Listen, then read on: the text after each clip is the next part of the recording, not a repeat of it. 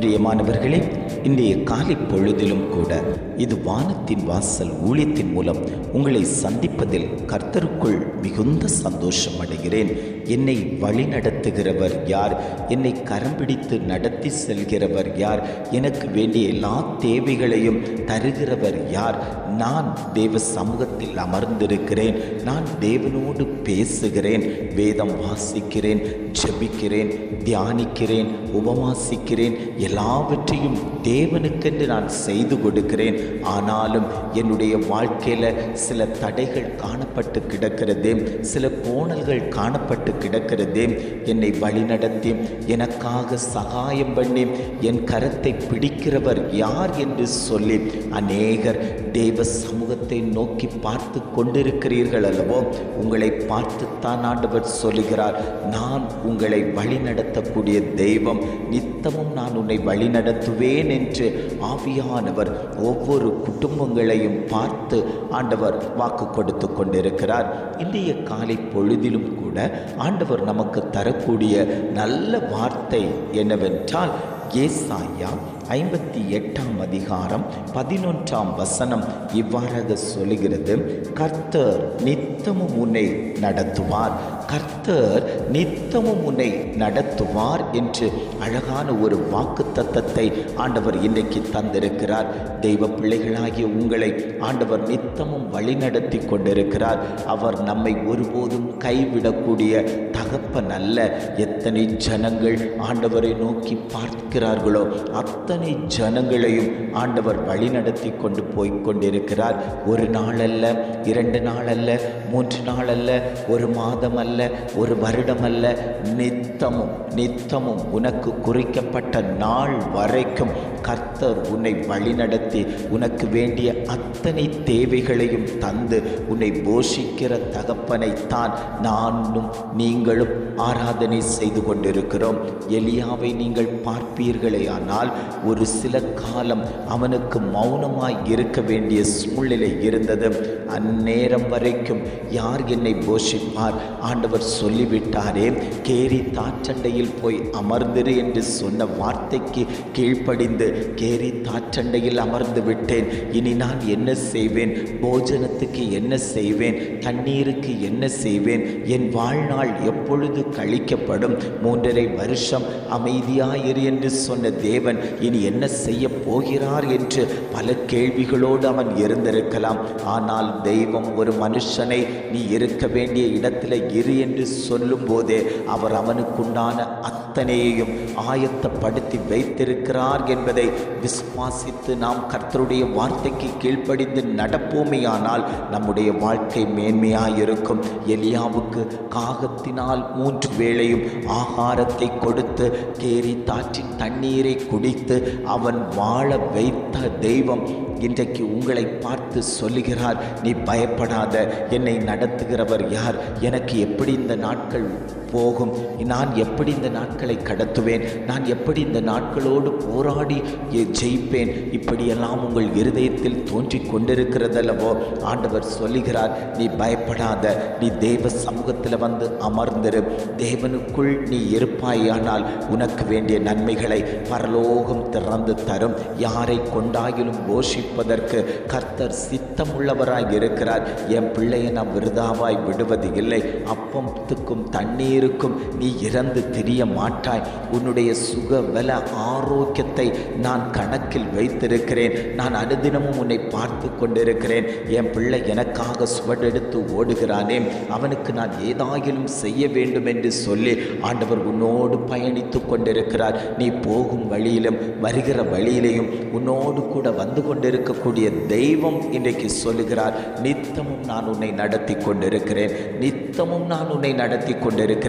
ஒரு குறைவும் நான் உனக்கு வைப்பது இல்லை.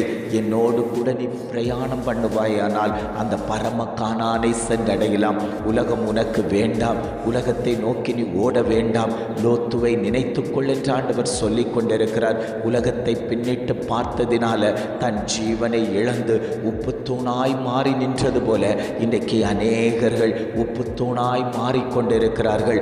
உலகம்தான் பெருசு, உலகத்தில் தான் நாம் வாழ்ந்து கொண்டிருக்கிறோம். அந்த உலகத்தை தான் நாடி ஓடணும்னு சொல்லி அநேகர் உலகத்தை தேடி ஓடிக்கொண்டிருக்கிறதுனால அநேகர்கள் விழுந்து போய் கொண்டிருக்கிறார்கள். சத்ருவானவன் அவர்களை மாறிக்கொண்டு போய் கொண்டிருக்கிறான்.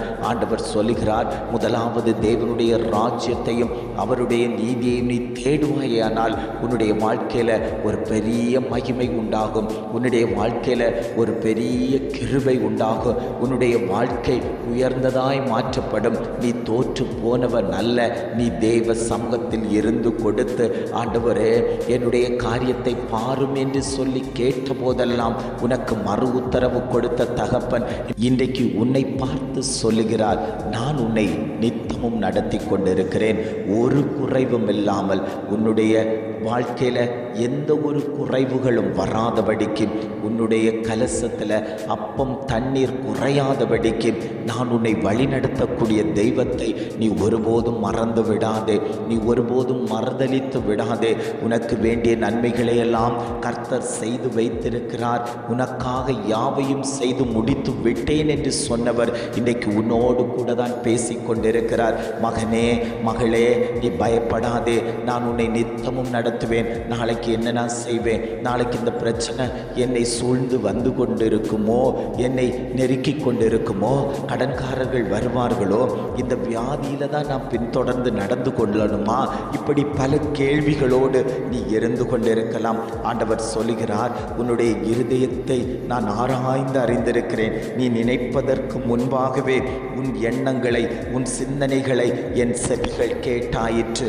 உனக்கு வேண்டிய நன்மைகளை நான் உனக்கு செய்து தந்து உன்னை மகிமைப்படுத்துவேன் என்று ஆவியானவர் திட்டமாய் தீர்மானமாய் குடும்பங்களை பார்த்து ஆண்டவர் பேசிக் கொண்டிருக்கிறார். எத்தனை பேர், ஆண்டவரே இந்த வார்த்தை எனக்குத்தான் அப்பா, நீர் என்னை நித்தமும் நடத்துகிற தெய்வம் அல்லவோ, ஒரு குறைவும் இன்றி என்னை அழகாக வழிநடத்தி வந்த தெய்வம் அல்லவோ, எத்தனையோ முறை சத்ருவானவன் என் குடும்பத்துக்குள் நுழைந்த போதிலும் கூட அந்த சத்ருக்களை எல்லாம் முறியடித்து கர்த்தர் ஜெயத்தை தந்து என்னை நடத்தினார் அல்லவோன்னு சொல்லி அநேகர்கள் தேவனை நோக்கி பார்த்து கொண்டிருக்கும் போது ஆண்டவர் சொல்லுகிறார், மகளே, உன் வாழ்க்கையில் ஒரு குறைவும் வராது. உன் பிரச்சனைக்கு முடிவு உண்டு. உன்னுடைய பலவீனம் மாற்றப்படும். உன்னுடைய வியாதி மாற்றப்படும். கர்த்தராகிய தெய்வம் நான் உன்னோடு கூட இருக்கிறேன். நீ எதை குறித்தும் பயப்பட வேண்டாம் என்று ஆவியானவர் இன்றைய காலை பொழுதில் ஒவ்வொரு குடும்பங்களையும் பார்த்து ஆண்டவர் வாக்கு கொடுத்து கொண்டிருக்கிறார். ஜெபிக்கலாமா?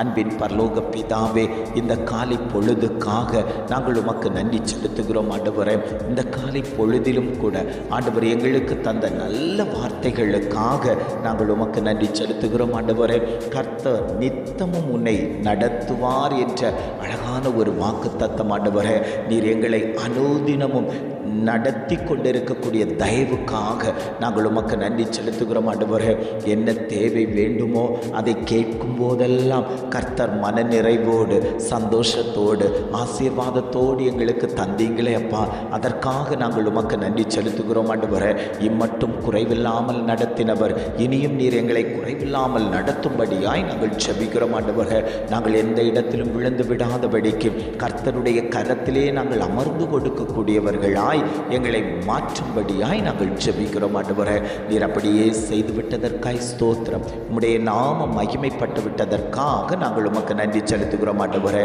எங்களை வழிநடத்தின தெய்வம் இன்றைக்கும் எங்களை நீர் வழிநடத்தும்படியாய் நாங்கள் ஜெபிக்கிறோம். எங்களை தாழ்த்தி தருகிறோம். துதி, கன, மகிமை எல்லாம் உமக்கே செலுத்துகிறோம். மீட்பர் இயேசுவின் மூலம் ஜெபம் கேளும் நல்ல பிதாவே. ஆமென், ஆமென்.